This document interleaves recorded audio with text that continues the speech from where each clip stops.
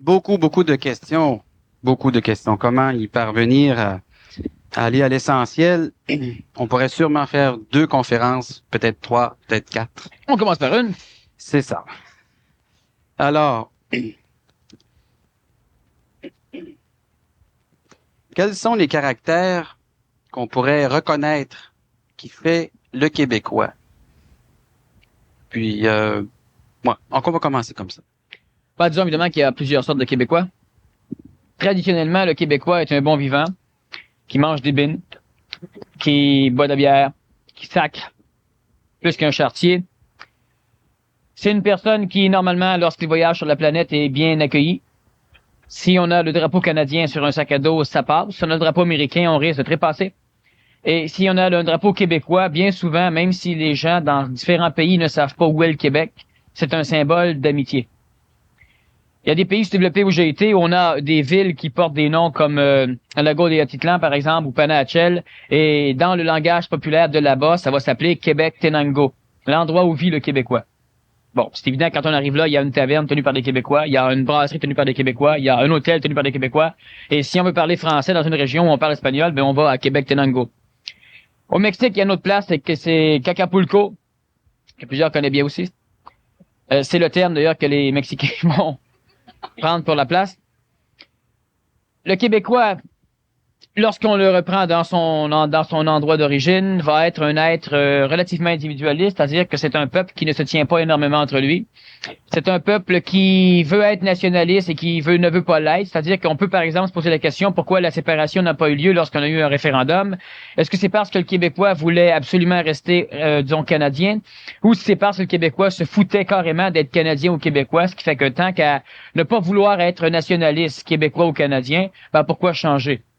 Alors, on vote non parce que de toute façon, on vote non tout court aux nations. Le Québécois est un être qui, évidemment, reste collectif comme les êtres, comme toutes les nations sur la planète. Sauf que c'est un être qui a un drôle de collectivisme. J'ai déjà fait disons, des parallèles entre les Chinois et les Québécois et c'est un peu similaire. Chaque fois qu'un peuple a envahi la Chine est restée la Chine, mais le peuple est devenu chinois. Lorsque les Mongols ont descendu en Chine, les Mongols sont retournés dans leur pays et ils étaient chinois. Lorsque les Japonais vont en Chine pour les envahir, lorsque les Japonais retournent chez eux, ils amènent avec eux du chinois, tandis que la Chine reste la Chine. Lorsque les Anglais vont en Chine, ben lentement, les traditions chinoises sortent, les arts martiaux sortent, le Tai Chi Chuan sort, mais il n'y a rien de british qui reste en Chine. Chaque fois que la Chine est envahie par un conquérant, ça peut être, on en a eu plusieurs qui ont à un moment donné voulu conquérir la Chine. Prenons l'exemple de certains Marco Polo, par exemple, qui va en Chine pour amener ceci ou cela. Lorsqu'il revient dans son pays, ben là, c'est la Chine qui revient avec lui. Hein? Alors donc, le Québec, c'est un peu similaire. C'est-à-dire que le Québec est entouré d'une population planétaire qui, évidemment, pourrait l'envahir. Ce n'est pas un pays comme tel, c'est une province. Sauf que ce Québec porte 2 noms. Il y a le Québec ésotérique, K-E-B-E-K, donc qui se lit Québec dans les 2 sens, et qui, normalement, va faire, on peut le retrouver, ce mot, dans certaines prophéties, qui viennent de l'Europe, qui viennent de l'Égypte, qui viennent de l'Antiquité. Et on a le Québec, Q-U-E-B-E-C, évidemment, qui est l'appellation plus exotérique, c'est-à-dire l'appellation plus populaire de cette province. Il y a la province de Québec politique, et c'est surtout là que présentement se vit un tumulte de l'évolution, de la transition, et il y a évidemment le Québec réel, le KEBOK, qui est le bouclier canadien. Lorsque l'on parle du Québec, du Québécois, évidemment, on pourrait parler de l'ensemble de ceux qui sont sur le bouclier canadien et qui vont y demeurer dans les années à venir. Parce qu'évidemment, il y a des individus qui sont sur ce bouclier qui vont le fuir dans les années à venir. Il y aura donc une migration vers le Québec, KEBEK, vers le bouclier canadien, et il y aura une migration hors du Québec, dépendant des individus. Prenons l'exemple du Québécois, parce que c'est à partir de la province de Québec que va naître cette race nouvelle, c'est-à-dire que va naître cette espèce de société plutôt transitive vers quelque chose de totalement nouveau. Alors, on va donc parler des Québécois tels qu'on est présentement dans cette province de Québec. Maintenant, ça n'a rien à voir avec le phénomène politique. Les limites ne sont pas nécessairement régies par les limites politiques, mais disons que pour l'instant, on est à Montréal, on va parler du Québécois du Québec. Du Québec, mais est-ce qu'il peut y avoir des Québécois hors Québec? Donc, il faut faire attention. Il y a 2 termes. Il y a le Québécois, K-E-B-E, etc., qui va vivre un peu partout sur la planète. La majorité sont au Québec, Q-U-E-B-E-C. Et ces Québécois, K-E-B-E, etc., vont évidemment migrer vers le Québec. ésotérique, c'est-à-dire quand on parle d'ésotérique, il faut pas avoir peur non plus. Ésotérique, c'est un mot relativement intéressant qui veut simplement dire qui a trait aux choses cachées. Alors, si on regarde la CIA, la GRC, c'est souvent des sociétés secrètes extrêmement ésotériques. On ne sait pas tout de ce qui se passe chez eux. Même le gouvernement peut être espionné par ces sociétés secrètes qui sont les polices nationales. Alors, ésotérique, ça peut vouloir dire ce qui provient de l'intérieur, ce qui provient de l'homme. On a donc un catholicisme ésotérique, on a des chrétiens ésotériques, on a donc de ce genre de choses. Et lorsque l'on parle d'exotérique, c'est ce qui est révélé à l'extérieur. Donc, normalement, si on regarde, par exemple, le phénomène de la politique, ce que l'on connaît dans les journaux du phénomène politique, c'est exotérique. Et ce qu'on ne connaît pas et qu'on ne veut pas que l'on connaisse, c'est ésotérique. Lorsque je parle du Québec ésotérique, je fais donc référence à un Québec qui n'est pas politique, mais qui est connu par la haute tradition, qui est connu depuis l'Antiquité, et qui est connu évidemment par beaucoup d'individus qui sont un petit peu d'avant-garde dans leur perception au niveau planétaire. Le Québécois d'ici est un être qui ne se tient pas. C'est-à-dire qu'évidemment, comme toutes les races, lorsqu'on déménage dans un autre pays, on se tient un peu parce que la peur nous colle. Nous colle aux fesses, puis nous colle aux autres. Bon. Maintenant, ici, le Québécois est un être qui ne veut pas trop se parler, n'a pas beaucoup d'amis. On va essayer de parler de ce Québécois qui, traditionnellement, fête le Nouvel An en grande famille. C'est un fait. Tout le reste de l'année, souvent, ne se voit pas, par exemple. Donc, preuve de ce phénomène. Il y a encore des vestiges de la tradition qui hantent encore le cœur des Québécois. Mais de plus en plus, les jeunes, comme les moins jeunes, ont une tendance à vouloir être de plus en plus individuels dans leur vie, dans leurs pensées et automatiquement dans leur société. Ça crée évidemment de gros problèmes. On a des sociétés comme celle du Québec où personne ne se tient. Si au Québec tu dis que tu es riche, tout le monde va te démolir. Si tu dis que tu te plains, que tu souffres, tout le monde veut que tu t'en ailles ailleurs. On vit une société qui de plus en plus a comme une tendance à se désagréger au Québec. Il y a presque plus de naissances au Québec et c'est tout à fait normal pour des raisons sur lesquelles on va revenir. Mais cette vision d'un Québec qui ne se tient pas. On n'arrive pas à être nationaliste ou provincialiste. On n'arrive pas à se brancher sur des choses. On n'arrive pas à, par exemple, avoir une force suffisante au niveau de la pollution par les pluies acides qui attaque directement le territoire du Québec. Parce qu'en fin de compte, on ne sait pas trop. Bon, le Québécois présentement est une nation, c'est-à-dire que si on créerait une nation avec le Québec, on aurait sans doute de gros problèmes. Ce serait sans doute la nation sur la planète qui se tiendrait le moins. Mais quelle est l'origine justement de ce phénomène du Québec? Qu'est-ce qui fait que, ésotériquement, ça s'est produit, ça, le Québec? Et pourquoi? Le pourquoi, oui. Tout le monde, vous connaissez tous un homme qui s'appelait Adolf Hitler.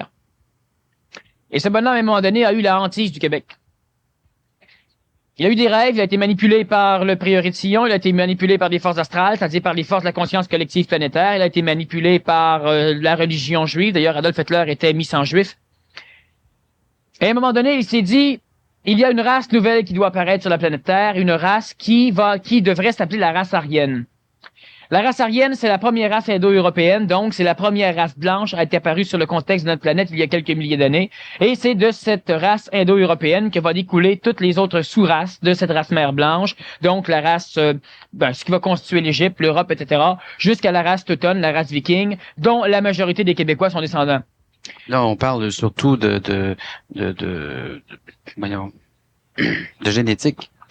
On parle de génétique, mais on va aussi parler de tellurie. Et ça, c'est deux phénomènes qui, normalement, on va dans l'étude des migrations sociales, des guerres, au niveau des humanités. On étudie toujours le caractère psychologique de l'individu, le caractère psychologique des peuples, le caractère aussi, disons, géographique, c'est-à-dire qu'on peut manquer de terre, on peut manquer d'aliments, on peut manquer de viande, on peut manquer d'eau. Donc, il y a le territoire de chasse, le territoire de culture.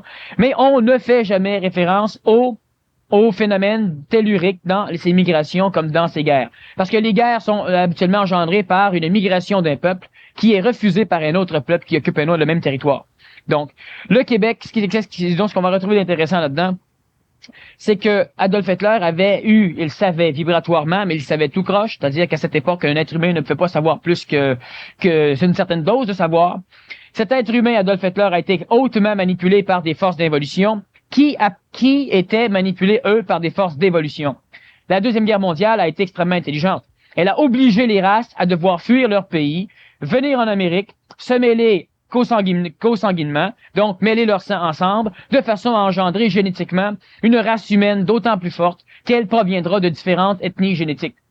Les humains de l'époque donc les humains, disons avant la Première Guerre mondiale et avant la Deuxième encore, étaient des êtres humains qui vivaient toujours dans des clans. Alors on avait l'Italie, on avait l'Allemagne, on avait ceci, on avait cela, on avait cela, on avait cela.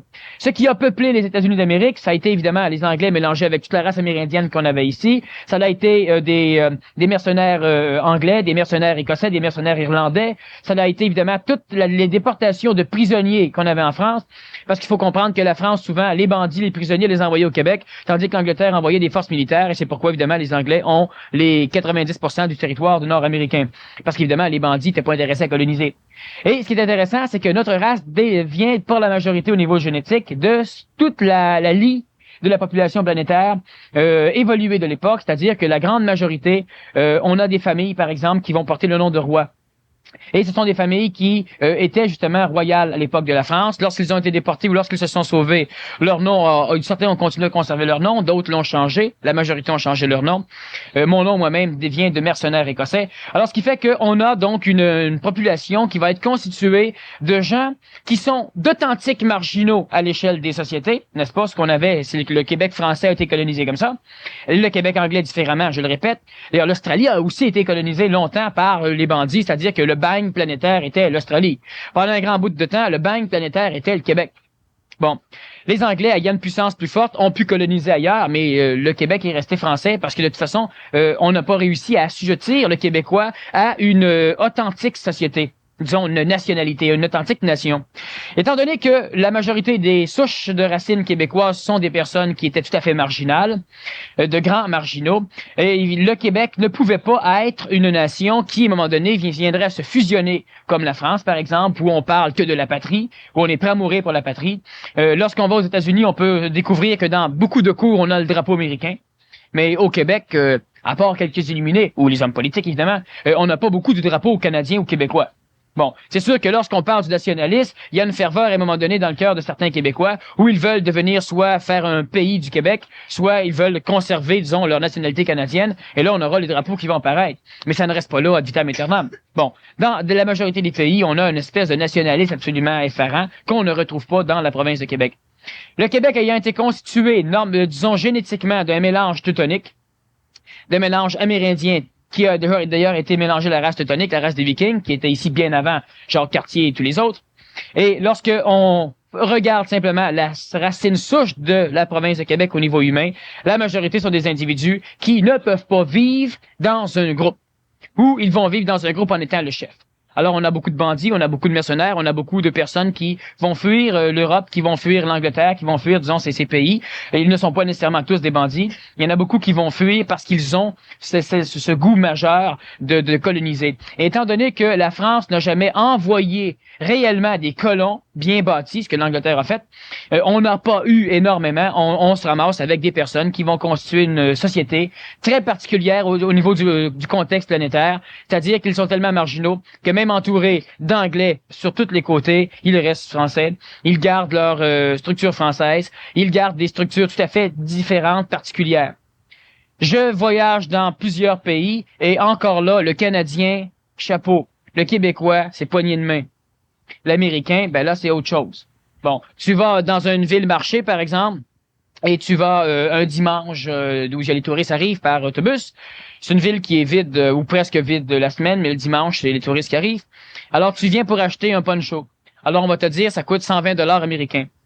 120 $ américains, ben, c'est extrêmement cher, évidemment, là-bas. Le gars, il gagne jusqu'à 75 cents américains par jour pour travailler. Alors, 120 $ américains, comme ça, d'une claque, ça crée de l'inflation, hein. Les manteaux vont grimper. Alors, il me parle en anglais, à peine. Tout ce qu'il sait dire, c'est hello, how are you, puis il part à rire. Bon. Alors moi, je lui parle en espagnol, puis là, je l'engueule, puis je lui dis que dans son pays, il devrait parler espagnol parce que c'est l'espagnol qu'on parle dans ce pays-là. Puis si les touristes sont trop caves pour apprendre deux langues, ben ils ont juste à pas comprendre, ça finira là. Mais le problème de pas comprendre, c'est le touriste qui devrait le vivre, pas le peuple. Là, il me demande d'où je viens. Je dis, je viens du Québec. Il sait pas où ce que c'est, mais il sait que c'est en haut, il pense que c'est au pôle Nord. Bon. Alors, je lui explique un peu où ce que c'est, et puis le poncho, je l'ai pour 5 $. Et 5 $, je sais que le paysan le paye un peu moins cher. Mais entre 120 $ et 5 $, ça va. Mais lui, ce qu'il m'explique, c'est que oui, mais tu sais, moi, je le mets 120. Puis de toute façon, une personne trouve ça trop cher, elle s'en va. Mais il y a toujours un cave, un gringo, ça c'est typiquement un étranger détesté, normalement américain, qui passe et qui l'achète. Bon, alors tout le monde s'en fout. Dans la semaine, tu vas acheter les mêmes choses, ça coûte rien. Le dimanche, ben, c'est préférable de t'asseoir, prendre des photos puis rire que de vouloir magasiner, puis ça n'a plus de sens. Tu vas quelque part, t'achètes une authentique statue Inca, tu repasses le lendemain, puis elle est encore là. Alors, tu peux en acheter régulièrement. Il y a une fabrique d'authentiques statues Inca, pas loin dans le village, et puis ça fonctionne. Bon. Si c'est intéressant, en tout cas, il y a plusieurs phénomènes dans le genre. On te vend des bananes. Tu es québécois, ça se sent, et là, le vendeur ramasse 2-3 bananes, ils sont coupés. C'est pas bon. C'est pas bon pour toi. Maladie, dangereux.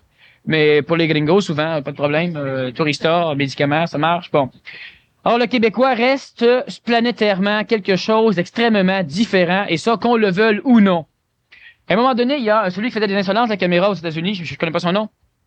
Il a pris 2 valises, il les a remplies de plomb. Il a pris une belle petite jeune fille, là, bien moulée, là, presque en tenue jupe. Et puis, il l'a déposée en Allemagne, à l'aéroport, et puis là, avec ses 2 valises, puis là, elle faisait comme si c'était un peu pesant. Il y a plusieurs Allemands qui se présentent, c'est pas des machos, ramassent ses valises, pas capables d'élever. Puis là, ils viennent en colère, ils deviennent un peu fous, ils se forcent, se mettent à 4, le chariot. En France, on engueule carrément la fille parce qu'on n'a pas d'idée de se promener des valises comme ça. En Italie, c'est à peu près le même phénomène. Alors, ils ont fait l'expérience un peu partout, puis au Québec, c'est la seule place qui se sont rendus compte que les gars sont pas capables, puis ils partent à rire, puis ils se tapent, puis ils rient, puis ils rient, puis ils rient. Alors, c'est la seule place où l'humain qui se faisait prendre au piège riait de lui. Tandis que partout ailleurs, où on gueulait contre la nature, contre Dieu, contre les valises, contre la bonne femme, contre tout ce que tu voudras, mais bon. Évolutivement, sur le plan planétaire, d'où vient justement ce phénomène? Est-ce qu'on l'a pas planifié? Est-ce que monsieur le comte de Saint-Germain n'a pas un petit quelque chose à faire avec ça? Non, le comte de Saint-Germain n'a rien à faire avec ça. Il a évidemment fomenté la Révolution française, il a forcé la signature de l'indépendance américaine, il a inventé le maquillage pour les femmes, il a inventé la locomotive, il a fait plusieurs choses, mais il n'a pas rien à voir, c'est-à-dire qu'il aura un travail, disons, à faire ici, mais pas comme, c'est pas lui qui l'a programmé. Pour arriver à comprendre le phénomène du Québec, on se doit de sortir un peu du cadre typiquement cartésien ou matériel de nos connaissances, parce qu'on ne peut pas comprendre un phénomène planétaire en regardant seulement son nombril. Bon. Il y a eu des peuples qui ont eu des apothéoses magistrales. Il y a eu la Rome, par exemple, qui a été le premier pays, la première véritable nation, si on peut dire, à bâtir des chemins, des services de communication, des services d'égouts, des aqueducs. Un service, on regarde souvent, je compare les États-Unis d'Amérique à la Rome. Ben, on a effectivement le Sénat, on a le César ou le président n'a pas tous les droits parce qu'il y a encore le foutu peuple en sénateur. Il y a toute une panoplie de choses qui sont similaires, mais on peut s'amuser à observer, par exemple, d'une façon plus, non pas spirituelle, mais peut-être plus évolutive, plus énergétique, l'évolution des nations. Et il y a toute une chronométrie qui fait qu'à un moment donné, on aboutit quelque part sur la planète Terre, et ce sera au Québec. On peut, par exemple, juste prendre conscience qu'une nouvelle nation naît habituellement sur un territoire qui, avant, était inoccupé par des grandes puissances. Lorsque Romulus et Romulus ont font des Roms, il n'y avait presque rien sur le territoire d'orchestré, de coordonné. Les États-Unis d'Amérique n'ont pas vécu de grandes guerres, mais sur le territoire, par contre, ils y ont participé. Les Canadiens y ont participé un peu moins, à Dieppe et à certaines autres places, mais quand même beaucoup moins. Le Québec, à peu près pas. Et lorsque on a quelque chose de neuf qui naît, et ça on peut le constater historiquement, ça a toujours été sur un territoire qui n'a jamais vécu, humanitairement parlant, de grandes choses. Sur le contexte de notre planète, à moins évidemment qu'on envisagerait l'émergence d'un continent, il ne reste que ce bouclier canadien, c'est-à-dire que cette partie nord de l'Amérique du Nord. Maintenant, on peut faire d'autres références. À un moment donné, il y a des chercheurs qui ont commencé à vouloir fouiller dans l'océan Pacifique à la recherche de preuves prouvant qu'il n'y avait jamais eu de continent là. Dans le fond de cet océan, ils ont découvert les restes d'un petit singe, le singe lémur, et ce singe lémur serait, disons scientifiquement, possiblement l'un des premiers ancêtres de l'homme moderne d'aujourd'hui. Ils ont donc appelé ce continent Lémurie, en référence à différentes choses, et recherchant une preuve que ça n'existait pas, ils ont prouvé qu'il y avait un maudit problème, peut-être ça l'avait existé. L'Atlantide, on va dire, ça n'existe pas. Par contre, lorsque Homère parle des géants cyclopes qui vivent sur des îles comme Poséidonis, d'ailleurs, qui est l'une des grandes îles du continent atlantéen, il parle de certaines choses, Ulysse va même atterrir en Atlantide, et à un moment donné, on va dire, ça c'est parce que c'est un romancier. Sauf qu'Ulysse revient d'une guerre, la guerre de Troie. Et cette guerre de Troie, il se trouve que la ville de Troie devrait être, faisant partie du roman, doit être aussi illusoire. À un moment donné, Schliemann, qui se promène avec l'Iliade et l'Odyssée sous le bras, découvre une ville qu'il pense être la ville de Troie. Après des recherches, on va découvrir 13 villes bâties l'une sur l'autre. Après des catastrophes, on a rebâti la ville. Et effectivement, c'est la ville de Troie. La ville de Troie est prouvée scientifiquement, maintenant on la reconnaît, et il reste maintenant à voir si le reste de l'histoire fait partie encore de la fantasmagonie, disons, d'Homère, ou fait partie d'une réalité, l'Atlantide. On a différentes preuves qui peuvent mettre, par exemple, en évidence le fait qu'on a retrouvé des ossements de jaguars et d'éléphants en Amérique du Sud. Et il n'y a pas de ces animaux. Le fait, par exemple, que le cheval, l'équus, soit venu au monde en Amérique et qu'à un moment donné, il a disparu totalement de l'Amérique et c'est les Espagnols qui l'ont rapatrié en Amérique. L'équus, le cheval, n'a pas vu le jour en Europe. Mais c'est de l'Europe qu'il est revenu en Amérique. Et il a vu le jour en Amérique, mais à un moment donné, il en manque un bout et les Espagnols vont le retrouver. Les Espagnols vont le ramener. La race Inca, qui est une race mélangée entre les derniers descendants de la race lémurienne, génétiquement mélangée à la race atlantéenne, vont évidemment avoir l'idée que le dieu va être un être blanc qui va venir chevauchant d'immenses montures. Lorsque l'Espagnol descend là, évidemment, il est blanc et il chevauche des chevaux. Eux autres, ils savent théologiquement, dans leur cosmogonie, le cheval existe plus petit. Et là, ils n'en ont pas en Amérique et soudainement, on voit des dieux blancs arriver, montant des chevaux reluisants, les armures. Et les Incas, évidemment, les Mayas, vont tout donner à ces dieux blancs. Et comme quand on donne toujours tout à un dieu, on se fait toujours fourrer. Bon. Et c'est ce qui est arrivé d'ailleurs. Les Espagnols ont évidemment ramassé les Incas. Il y a énormément de vaisseaux remplis d'or qui hantent encore les fonds de certains océans, simplement parce que le vaisseau avait trop été rempli, puis le moindrement qu'une brise se levait, le vaisseau coulait. Hein, pour vous dire. Bon.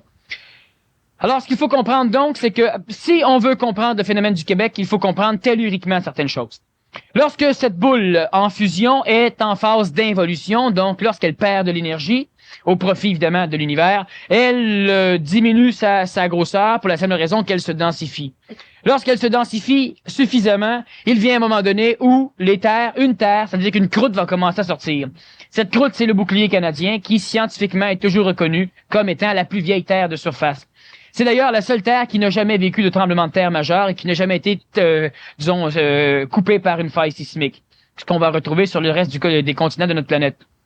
L'être humain va naître, évidemment, sur cette terre, parce que les premières formes de vie vont naître sur cette terre. Maintenant, ce qu'il faut comprendre, c'est qu'il n'y a pas de soleil, c'est-à-dire qu'il y a encore l'air et de l'humidité, c'est-à-dire c'est presque de l'eau, mais c'est relativement humide.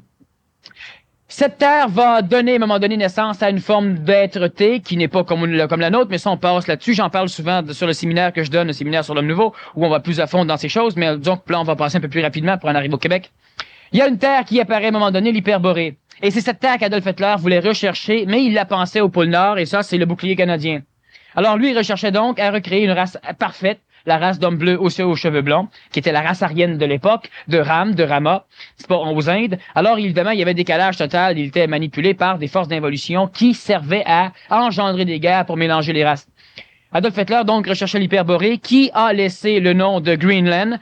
Si on regarde sur les vieilles cartes, on a encore ce nom, Greenland, terre verte, qui maintenant a été transformé pour cause, n'est-ce pas, par Groenland, parce que le Greenland est une terre de glace. Alors Greenland, terre verte, ça complique un peu.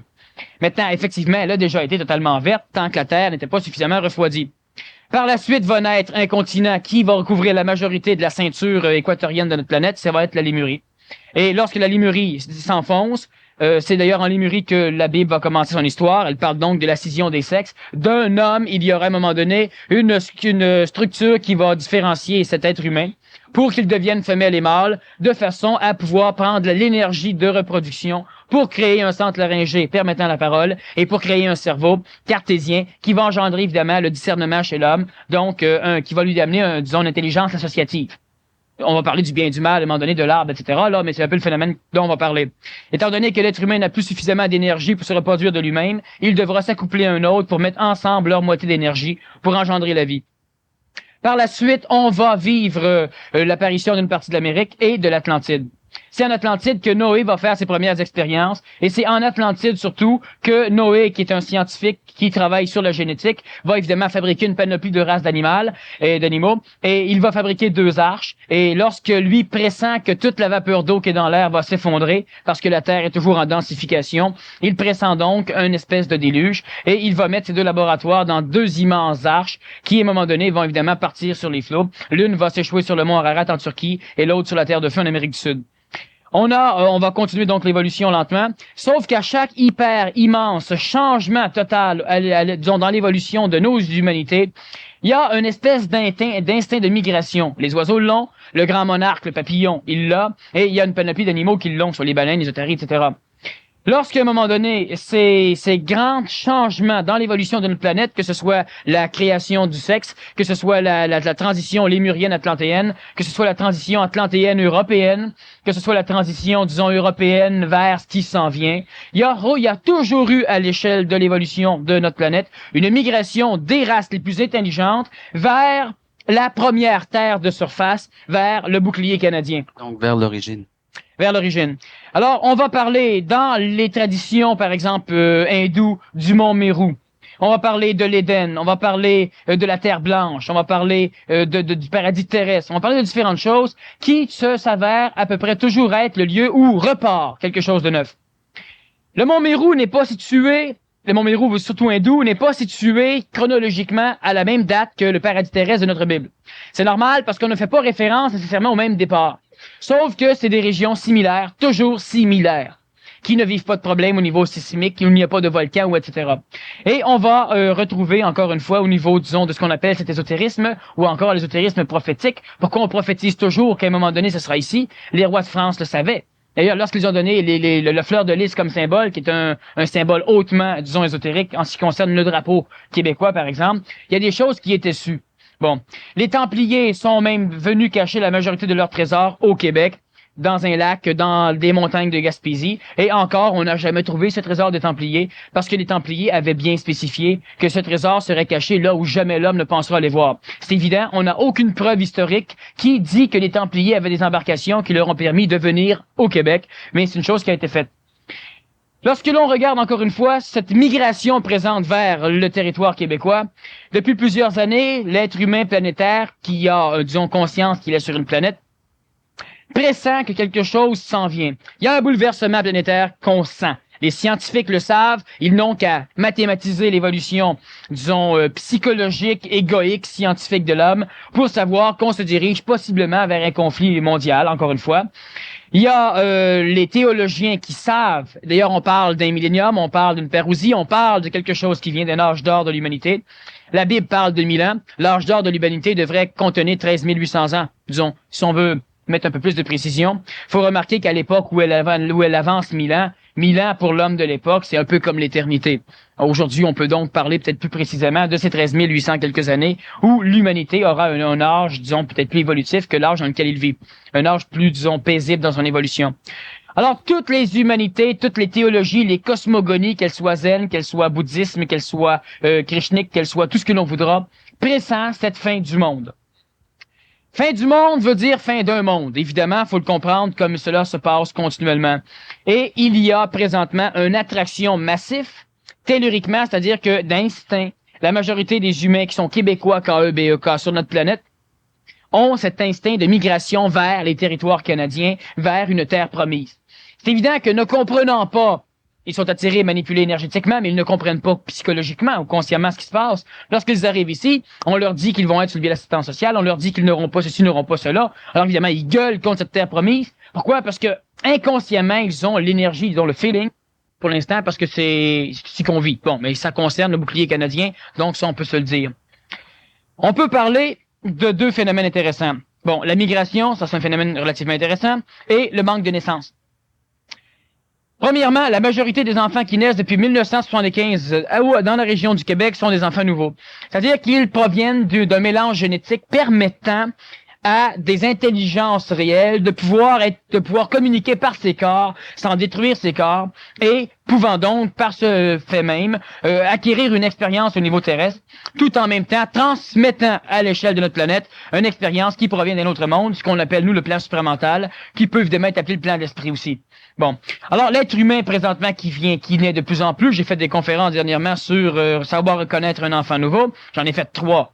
Bon, il y a une conférence dimanche, pas dimanche qui vient, dimanche de la semaine prochaine. Le tout. Oui, c'est ça, le 12, qui est savoir éduquer l'enfant nouveau. Et il y a des possibilités, à un moment donné, qu'il y a des émissions de télévision, des séries faites justement en collaboration avec des pédagogues sur ce phénomène de l'enfant nouveau, parce que de plus en plus, la psychiatrie, la psychologie, la pédagogie découvrent qu'il y a effectivement des enfants incassables, des enfants nouveaux. Est-ce que tu pourrais expliquer effectivement comment se fait-il que le Québécois est une race à part?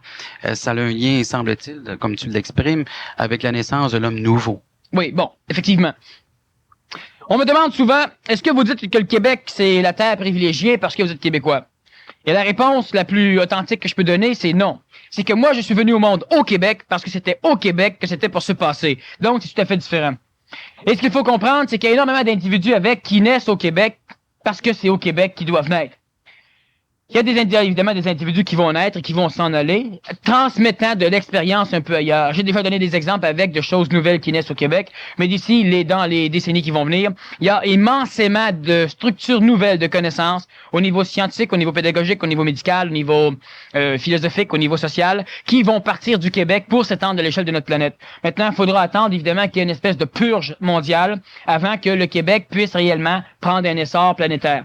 Bon, mais ces choses-là, c'est des choses qui doivent arriver et qui vont arriver comme ça va arriver, mais pas comme l'homme s'attend à ce que ça arrive. Bon. Le Québécois, premièrement, ce qu'il faut comprendre, c'est que tous, vous savez sans doute maintenant, la médecine le reconnaît, il est temps. Maintenant qu'elle le reconnaît, certains vont dire que c'est vrai. Ça a toujours été vrai, même si on ne le reconnaissait pas. Que l'être humain est conçu de molécules, d'atomes, donc de phénomènes matériels, mais que ces atomes sont manipulés, sont énergisés par une force qui s'appelle la force d'attraction, une gravité, qui engendre aussi un déplacement d'électrons qui peut engendrer des courants électromagnétiques comme des courants électriques. Le système nerveux de l'homme fonctionne comme ça, fonctionne par dépolarisation, disons, chimio-électrique. Et l'être humain on peut enregistrer les ondes alpha que le cerveau de l'homme émet, les ondes bêta qu'il émet. On peut mesurer son activité électrique par un électroencéphalogramme. On découvre ce genre de choses. Depuis longtemps, on connaît aussi on sait que l'être humain est constitué mémoriellement par quelque chose qui portait le nom théologique de vie et qui peut porter le nom scientifique d'énergie vitale. L'énergie yin, l'énergie yang, l'énergie sur laquelle les acupuncteurs vont travailler, sur laquelle souvent la chiropratie va travailler, l'acupressing va travailler, et l'électrostimulation peut travailler aussi. L'électrothérapie. L'être humain est conçu, donc, au niveau du corps, de 2 formes de choses. 2 molécules et d'une mémoire énergétique qui fait en sorte que les molécules conservent leur forme et, assujetties à l'évolution de la psychologie, vont lentement transformer leur forme pour exprimer l'évolution de la psychologie.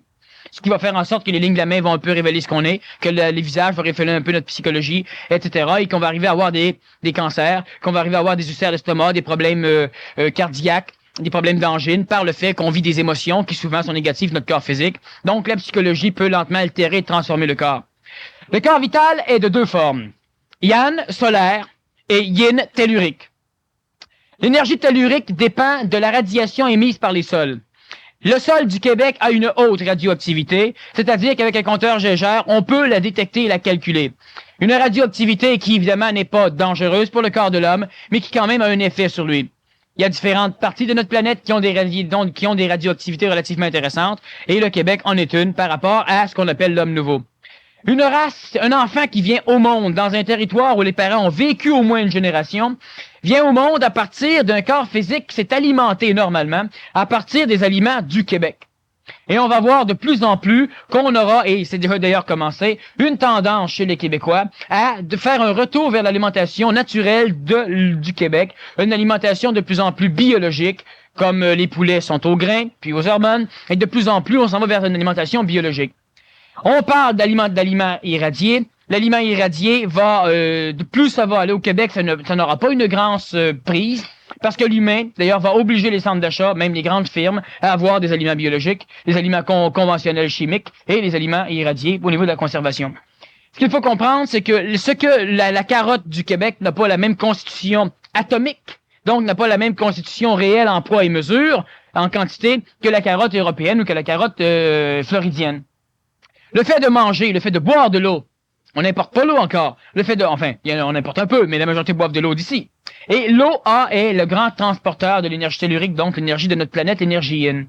Le fait que l'être humain vit dans une atmosphère qui est tout à fait telluriquement propice, disons, approprié à ce qui est biologiquement, chimiquement, géologiquement et physiquement conçu.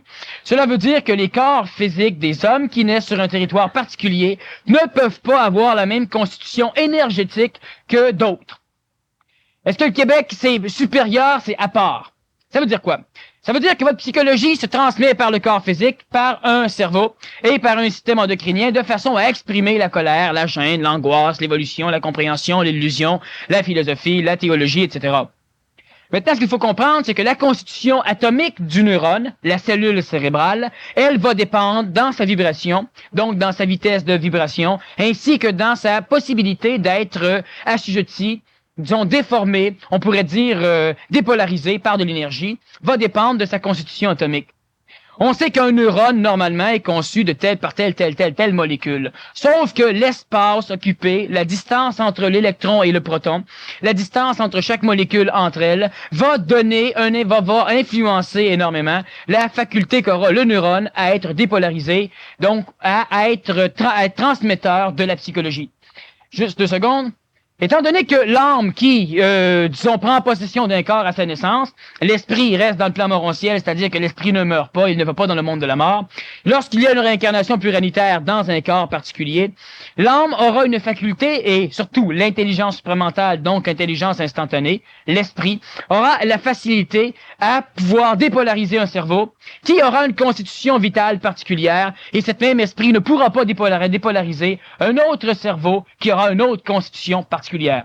Je veux dire que dans le monde de la mort, dans le monde de la mémoire, ce qu'on peut appeler le ciel aussi ou le nirvana, quoique le nirvana et le ciel représentent normalement la partie hautement évolutive du monde de la mort, et le reste, la partie purgatorielle et la partie, disons, terrestre, la partie infernale, il y a des cerveaux qui, et ça on peut le constater si on veut se donner la peine de vérifier dans des livres de psychologie ou des livres d'histoire, qu'il y a des races qui sont belliqueuses, des races qui sont guerrières. Il y a des races qui sont scientifiques. Il y a des races qui sont des constructeurs. Il y a des races qui vont être des personnes qui vont être des races complètes qui se voient l'art. Il y a des races qui vont être d'un snobisme presque aberrant. L'Angleterre, par exemple. On peut parler de Rome en tant que société constructrice. On peut parler de l'Égypte qui, à un moment donné, vivait d'une théorie, disons, théologico-constructive, mais qui a toujours vécu d'une théorie de guerre. On peut parler, par exemple, de la Grèce. On avait 2 théories tellement différentes en Grèce qu'on avait majoritairement Athènes, qui était une ville de l'art, et on avait Sparte, qui était une ville de guerre. Bon, on a les États-Unis qui sont des Romains, hein. On a le Québécois qui est une race particulière. On a le Japon qui a une théorie tellement particulière qu'on a eu une féodalité jusqu'à la Deuxième Guerre mondiale avec les kamikazes, où on avait un système tout à fait particulier à cette Bushido, le code d'honneur du guerrier des samouraïs. On avait la Chine qui, à toutes les décennies, s'entretuait et faisait tomber des milliers de têtes. Même des centaines et même des millions de têtes. La Chine qui s'amusait à faire des choses. On a eu, à un moment donné, une théorie particulière qui a créé l'Allemagne, qui est une race orgueilleuse, fière. Et ce n'est pas nécessairement une race de guerriers. Mais si on leur donne un petit peu de raison de se battre, malgré, vu leur ego et leur orgueil de fierté, ben, ils vont y aller. Convaincus, évidemment, qu'ils font bien, ce que font toutes les races. Alors, on a effectivement, selon la théorie, des cerveaux et des systèmes endocriniens différents qui vont permettre l'expression d'un âme particulière et qui vont permettre l'expression d'un esprit similaire, mais de façon différente.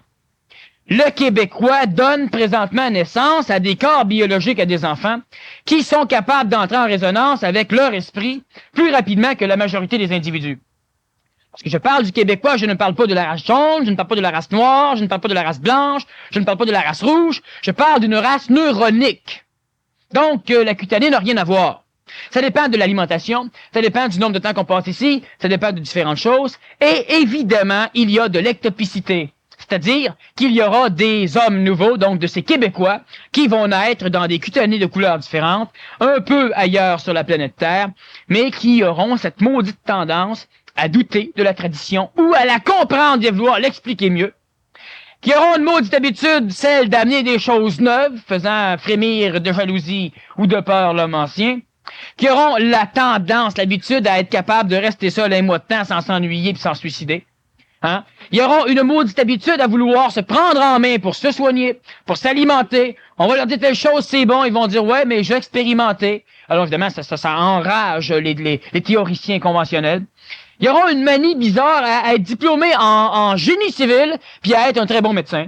Ou être diplômé en psychologie puis à être le meilleur des mécaniciens. Ou être diplômé en mécanique puis devenir un grand psychologue. Tandis que l'homme ancien est diplômé en psychologie et psychologue, diplômé en mécanique et mécanicien, diplômé en génie et génie. C'est un ingénieur.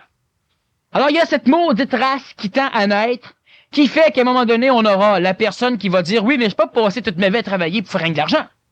On va dire, oui, il y en a beaucoup qui ont dit ça. Effectivement, parce que ça, l'esprit communique un peu. Ils l'ont dit, ils n'ont rien fait. Le Québécois est la race la plus instable qu'il n'y a pas sur la planète. Ça lâche une job, ça s'en va sur le bien-être, ça veut lâcher le bien-être sans travailler, c'est toute une aventure, en tout cas, relativement intéressante. C'est un fait. Il y en a plein qui, bon, ils veulent partir leur propre business. On va dire, oui, mais aux États-Unis, ils font ça souvent. Oui, mais la société, elle est faite pour. Au Québec, tout est fait pour qu'on parte pas en affaires. J'en sais quelque chose, je suis en affaires. Hein, c'est drôlement bien en Ontario ou encore aux États-Unis. Puis c'est là qu'on a le plus de personnes, à un moment donné, qui essayent de devenir fous. On a beaucoup de femmes qui se lancent en affaires. En proportion, on a beaucoup plus au Québec qu'ailleurs. On a de ce genre de phénomène intéressant. Bon, une race folle. La tellurie, l'énergie qui constitue l'aliment, c'est pourquoi que le Québécois va de plus en plus faire attention à la pureté tellurique de ses aliments. Le Québécois ne deviendra pas, à un moment donné, une nation fermée. Quand je parle du Québécois, on parle de l'homme nouveau. Ce Québécois est une race à part. Jamais il ne va dire, nous sommes supérieurs. Ce que l'Allemagne a fait, et l'Allemagne s'est gourée. Ce que Rome a fait, et il s'est perdu. Ce que l'Égypte a fait, ce que la Grèce a fait, ce que le Portugal a fait, ce que l'Espagne a fait, ce que l'Argentine a fait, ce que d'autres ont fait, et ils se sont perdus. Le Québécois va comprendre l'intelligence d'accueillir sur sa terre son propre peuple, même s'il est venu au monde ailleurs. Il est devenu planétaire, malgré lui. Il va devenir planétaire, mais évidemment, il faut le laisser germer. Mais veut pas, le Québécois est une race à part. Mais tu parles de tellurie. Y a-tu des endroits où est-ce que au Québec qui sont plus favorables que d'autres? Oui. Bon, le problème, évidemment, c'est qu'on a de l'orgueil et on a de l'ego. Lorsque l'on se fait dire que tel territoire est un territoire propice à l'évolution de l'homme ancien, puis qu'on se pense homme nouveau, puis qu'on vient d'acheter une maison là, ben là, on va dire, bon, c'est ceux qui comptent là. Puis tous ceux, quand je vais dire, ce territoire-là, il est parfait, puis qui vient d'acheter une maison là, vont dire, hey, ça, c'est un gars intelligent. Ça, l'orgueil. Ça fait qu'on comprend rien, mais on y va par politique, on vote. Hein? Bon. Il y a effectivement des phénomènes telluriques sur la planète. Il y a des régions où on ne doit pas construire. De plus en plus, la science domiciliaire, c'est-à-dire la médecine de l'habitat, commence à se servir des foutus appareils que se servaient les sourciers pour détecter les ondes de croisement tellurique sur la surface du sol pour ne pas bâtir une maison là. Au mieux, tu fais pas la chambre à coucher là, ils vont mal dormir. Bon, ça commence à se savoir. Maintenant, vous allez dire, on n'applique pas ça dans les villes. Mais non. T'sais, parce que dans les villes, on bâtit une à côté de l'autre. On rentabilise, puis on se fout carrément des gens. Bon. Mais effectivement, une personne qui est riche, un architecte veut se faire bâtir quelque part en campagne, normalement, va faire attention, va vérifier. Parce qu'il y a des appareils électroniques maintenant qui peuvent le vérifier. Et on a encore ces baguettes, par exemple, qui vont se croiser. Hein? C'est facile à faire, mais on peut s'en servir encore. Quand on pense que l'Hydro-Québec se sert de temps en temps d'un sourcier, que Golf Canada, que Petro-Canada prennent un bonhomme avec une baguette, un pendule ou un cossin comme ça, ils le mettent dans un avion, puis ils survolent le territoire du Québec ou du Canada ou de la mer de Beaufort. Parce que c'est plus économique de laisser faire le zigoto. Puis quand ils pensent qu'il y a du pétrole quelque part, ben ils vont sonder là, puis ils en trouvent. C'est économique. Parce que comment voulez-vous trouver du pétrole? On n'est pas pour commencer à planter un piquet à tous les 50 pieds sur le territoire complet de la planète. Alors on y va avec des zigotos comme ça, et puis ça marche. Bon, mais de plus en plus, la science commence à se rendre compte que même l'appareil électronique a suffisamment de qualité pour les détecter. Alors si on vient d'acheter la mauvaise place, c'est pas grave, à un moment donné, vous vendrez à bon prix, vous acheterez à meilleur prix ailleurs. Il n'y a pas de panique. Ce qui voudrait donc dire, tu sous-entends que finalement, tout à l'heure, le gars qui pense qu'il est dans un milieu d'homme nouveau, donc il s'identifie à ça, mais c'est que c'est pas, on décide pas d'être homme nouveau. Non, mais je parle pour le snob qui, à un moment donné, vit du stomisme de l'évolution, puis qui aime ça à être quelque chose de mieux. C'est sûr que quand tu te vends d'être un homme nouveau, t'es au pire un homme ancien, au mieux un homme transitif. Parce que l'homme nouveau se fout royalement de savoir c'est un homme nouveau. Vous dire, on s'en balance, hein. Bon. Alors, ce qu'il faut comprendre, c'est qu'on va délimiter un peu une partie dans la région de la province de Québec, mais il faut pas se gorocher. Il y a encore quelques années, il y a encore au moins 2 ans, 2 ans et demi, où le système économique va bien fonctionner. Par la suite, ça sera à revoir. Et il y a encore quelques années avant qu'il se passe des choses peut-être un peu plus digestives. C'est-à-dire qu'on va gérer des choses. Bon. On ne gérerait peut-être pas ce qui va se passer, mais enfin, il y aura un grand digesteur qui va passer. Oui, mais ça m'amène à poser une question. Je vais juste répondre à celle-là avant. Retiens ta question. Alors, si on regarde la plaine du Saint-Laurent, c'est une région extraordinairement propice à l'homme transitif. C'est dans cette plaine du Saint-Laurent que va se passer, il y a des exceptions dans tout. Bon. C'est sur cette plaine du Saint-Laurent que va se passer la majorité de l'apparition de l'homme transitif, et c'est dans cette plaine du Saint-Laurent que va naître normalement l'homme transitif et l'homme nouveau, c'est-à-dire qu'il y aura énormément de personnes anciennes qui vont se mettre au monde de leur vivant, donc qui vont devenir quelque chose d'autre. Qui, à un moment donné, vont dire « Tabarnouche, ça n'a pas de sens ». Et qui vont conscientiser quelque chose de grand. Ça va leur faire peur, ça va les traumatiser. Ça va leur faire... ils vont finir par se faire traiter d'anormaux et d'imbéciles et de sans-cœur par les autres. D'ailleurs, c'est pour cela que j'ai écrit le livre La différence. Et on a Montréal. Mais Montréal, c'est là que ça se passe. Bon. Lentement, ça va s'étendre vers d'autres villes, lentement. Mais c'est à Montréal que ça va se passer. C'est évident que quelqu'un qui reste à Québec, ou à Chicoutimi, ou à Amos, ou à Rouen, ou à Sherbrooke, etc., il n'y a pas immensément de problèmes. La majorité de ceux-là ne s'intéressent pas de toute façon à ce qui se passe au niveau de transition, et ce n'est pas grave. Parce qu'à un moment donné, ils vont être réveillés quand ce sera leur temps, ça vaut pas la peine d'aller réveiller quelqu'un qui n'a pas à faire là. Bon, ils se réveillent à d'autres choses, ils vont fournir des légumes, ils vont fournir des choses, ils vont pouvoir profiter évidemment de l'expansion économique du phénomène de l'homme nouveau. Bon, mais ça se passe, disons, principalement à Montréal, et ça qu'on le veuille ou non. Une personne à Québec peut être transitive. Une personne sur la Côte-Nord peut être transitive, mais où elle se déplacera, où elle fera venir des livres, des cassettes, elle se renseignera. Mais on parle collectivement, c'est à Montréal que ça débute. Et ça, on peut le constater, c'est un fait, ça commence là. Bon, c'est normal aussi, le plus grand centre. Tous les cantons de l'Est vont être le support spirituel de l'homme ancien. Pendant longtemps, tout ce qui était évolutif a pris naissance et a eu, disons, un siège social dans les cantons de l'Est. On a eu plusieurs centres dans les cantons de l'Est. On a eu des centres de yoga, on a eu des centres d'évolution, on a eu des centres de développement humain, on a eu des centres de croissance personnelle, on a eu une panoplie de centres qui sont de plus en plus en train de se reformer, de faire faillite et de fermer. C'est normal, parce que l'humain, ces centres-là étaient géniaux. Ils ont permis à des hommes, à des femmes, à des enfants de voir des choses. Mais voyant des choses, ils rentrent en vibration avec une autre forme de tellurie et lentement migrent. Et les personnes qui ont été là, souvent, ne voient pas cela. Et effectivement, ils doivent fermer parce que la clientèle qu'ils avaient avant, ils les ont aidés à grandir et maintenant qu'ils sont grands, ben évidemment, ils partent. C'est normal. Bon. La plaine du Saint-Laurent, présentement, sert de transition. Maintenant, tout ce qui est au nord. Si on n'a pas de fleuve à traverser vers le nord, on est sur le territoire énergétique du bouclier canadien. C'est-à-dire que d'ici quelques années, il y aura de plus en plus de terres, de maisons dans le nord qui vont se voir dévaluer. Parce qu'il y aura de plus en plus de gens qui voudront déménager, quitter, fuir le nord. Évidemment, ils vont dire que c'est à cause des Méringouins. Évidemment, dans le sud. Il faut se donner des raisons. Mais ils voudront fuir le nord. Donc, il y aura lentement une migration qui va s'installer du nord vers le sud. Alors là, ça sera un signe, ça sera le temps pour l'individu qui est ici, qui se cherche déjà quelque chose dans le nord. Ben, il y en a qui vont déjà déménager dans le nord, ça va. Mais il n'y a pas grand place, pas encore. Dans le sud, ça coûte rien. C'est sûr, personne ne veut y aller. Quand ils vont commencer à vouloir y aller, ça va monter. Tandis que là, ça va descendre. Alors, ceux qui ont déjà acheté quelque chose dans le sud, ben, leur valeur va commencer à monter. Tandis que dans le nord, ça va descendre. Alors, évidemment, la transition se fait intelligemment. La majorité ne s'en rendront même pas compte. Ils vont simplement déménager là où ils doivent aller vivre. On peut constater qu'il y a beaucoup d'individus ici, je suis convaincu, que s'ils vont coucher dans un hôtel dans les cantons de l'Est, ils ne dormiront pas aussi bien que si c'est dans le Laurentide. On marche dans une forêt des cantons de l'Est, c'est yinnique, c'est humide. On marche dans le bois, c'est un bois intéressant. On va dans le nord, puis c'est tout à fait différent. C'est yannique. Il y a une autre flore, c'est normal, l'énergie tellurique permet à des végétaux, à des arbres, à une autre flore de pousser là. Il y a un autre faune avec, les animaux ne vont pas plus bas parce qu'ils restent dans leur tellurie. Et on peut aller là à un moment donné, puis on se sent fatigué. Hein? Tu viens d'arriver dans les Laurentides, puis on dirait que tu veux toujours dormir. Bon, tu as besoin d'un ressourcement énergétique et après 2-3 jours, si tu te laisses dormir, là, tu peux vivre convenablement là. On va dans le sud et souvent, c'est différent. Bon, ça dépend des humains.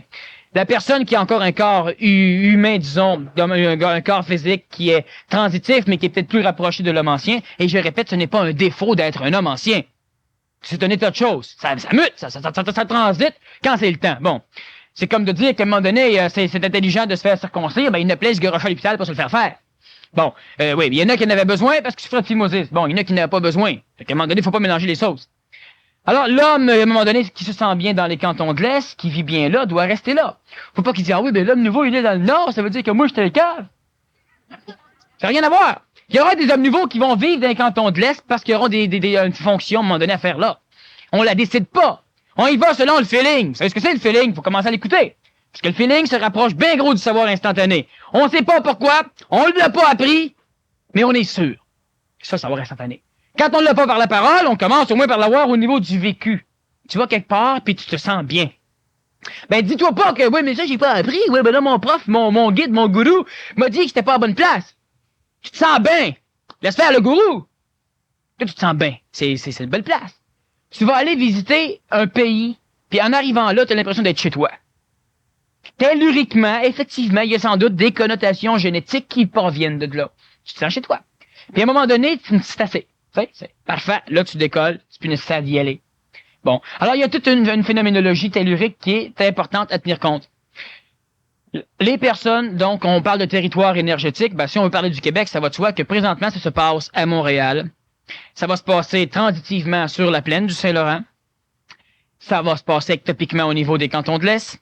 Mais vous pouvez vérifier le nombre de centres qui se sont ouverts dans les cantons de l'Est, le nombre d'écoles, le nombre de ceci ou de cela, foyers ressources ou ce que vous voudrez. Puis vérifiez, la majorité ont tout changé pour essayer de survivre et la grande majorité ont déjà fermé leurs portes. Bon, on peut vérifier, ce n'est pas quelque chose que je lance comme ça, on peut vérifier. Et le Nord, il n'y en a pas beaucoup, il y en a quelques-uns, il n'y en a pas gros. Puis lentement, ça va commencer à naître dans le Nord. Alors, les territoires, oui, le Nord. Pas de fleuve à traverser, c'est bon. Militairement, c'est extrêmement intéressant, n'est-ce pas, quand on n'a pas de pont à traverser, quand il faut sacrer son camp, c'est sûr, tu sais. On annonce qu'une bombe nucléaire est au-dessus de Gaspé, c'est arrivé vers Montréal. Ouais, ben l'heure de pointe, quand il n'y a pas de panique, puis il n'y a qu'un tiers des véhicules qui roulent, tous les ponts sont pris. En panique, avec 100% des véhicules, comptez-y pas. Bon. Ben, on parle de stratégie. Tout compte fait, je veux dire, l'homme nouveau naîtra au Québec, en particulier. Le Québécois. 2 secondes, je t'arrête. Ça me passe comme ça, autant en profiter. Encore, on parle le bonhomme ici, là, Michel de Nostradame, pauvre type. Que Dieu son Dieu. Comment on dit ça? J'ai oublié ça, là, en tout cas. Bon, en tout cas, ouais, bon. Il a prophétisé des guerres. Le Québec, c'est intéressant aussi parce qu'on est sans doute l'un des peuples qui va être le plus aimé du peuple qui va engendrer la guerre. C'est intéressant. Et qui est ce peuple? Ah, sans doute l'Union des républiques socialistes soviétiques. Si elle n'engendre rien, tant mieux. Mais si elle engendre, on est des fois les amis des Américains, pas de danger de leur part. Mais étant donné qu'on était des séparatistes, presque communistes, indépendantistes, assez que sa planète, quand je lis des livres, à un moment donné, j'ai lu des livres dernièrement sur les événements mondiaux 86. Puis on décrit le Québec, tabarnouche. Il n'y a personne qui sait réellement quel régime qu'on est.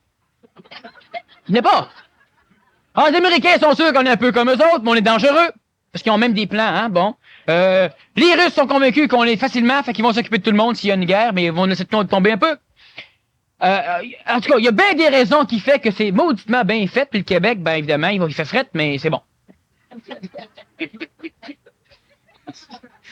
Ouais.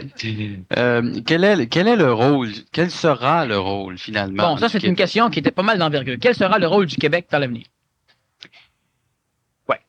Le Québécois étant un être extrêmement médiocre dans son éducation, lorsqu'on lui dit que c'est lui qui va à un moment donné changer des choses, ben ils vont se coucher. Puis si possible en dessous du lit. Bon. Il y a encore énormément de peuples sur la Terre qui sont convaincus que ce sont les peuples élus. Mais il n'y a pas de vote. Il n'y a pas de peuple élu. Ce sont normalement ces peuples-là se sont votés eux-mêmes. Puis c'est un fait. Bon. Le Québec aura premièrement, c'est sur cette terre que va naître l'homme nouveau. Du Québec va partir la grande, tout ce qui va bouleverser, disons simplement qu'il y a une transition planétaire qui s'en vient. Il y aura des guerres entre certains pays. Il y aura des guerres internes à des pays parce que la grande guerre que l'humain a peur va refléter énormément une guerre civile planétaire. Et ça, on ne l'a pas envisagé, mais c'est un phénomène intéressant à constater. Bon. Le Québec sera, et je répète que je ne dis pas ça parce que je suis québécois, parce que sinon je déménagerais, c'est plus compliqué que ça. Ça sera ailleurs. Et le Québec va être, c'est le peuple du Québec. Et on parle du Québec et lentement ça va s'échelonner au niveau du bouclier canadien, je le répète. Le Québec va être le peuple qui va restaurer la planète dans la transition de l'évolution humanitaire qui s'en vient. Elle peut se faire par le feu, elle peut se faire par le sang, elle peut se faire par d'autres façons. Ce n'est pas nécessaire qu'on passe par des apocalypses, style apocalypse nord, n'est-ce pas? Bon, ce n'est pas nécessaire qu'on passe à ce genre de choses, sauf que présentement, on y va lentement. Albert Einstein étant un grand érudit, il a dit une chose à un moment donné, c'est que la Deuxième Guerre mondiale, on l'a faite comme on l'a faite. S'il y a une Troisième Guerre mondiale, elle sera à coups de bombes nucléaires, et la quatrième sera à coups de bâtons et de roches. Bon. Sauf qu'Albert avait évidemment cette énergie lui permettait, il avait ce savoir instantané parce que c'était un aliéné mental, son professeur à l'école, les professeurs l'ont mis dehors parce qu'il comprenait rien, et un bonhomme qui transmet des théories absolument abracadabrantes sur la relativité, sur la vitesse de la lumière, sur le calcul même du temps, sur l'illusion de l'espace-temps, parce qu'Albert Einstein a été le premier à dire que le temps n'existait pas, qu'il était une quantité d'espace et que l'espace était une quantité de temps. Bon, et ce n'est pas encore tout à fait compris, quoi, qu'on commence à avoir des idées au niveau d'astrophysique. Sauf qu'Albert Einstein a, à un moment donné, amené des théories extraordinaires, des théories, bon, moi je parle, on me traite de fou, lui on me traitait de fou avec. Sauf que moi, j'étais suffisamment intelligent pour pas qu'on me mette dehors d'école. Je me suis mis moi-même. Bon. Et lorsque Albert Einstein est arrivé et où il a commencé à dire que le temps pouvait être courbe, que les galaxies étaient sans doute en mouvement, en expansion, et qu'à un moment donné, l'expansion des galaxies ferait que, naturellement, elles redeviendraient en régression.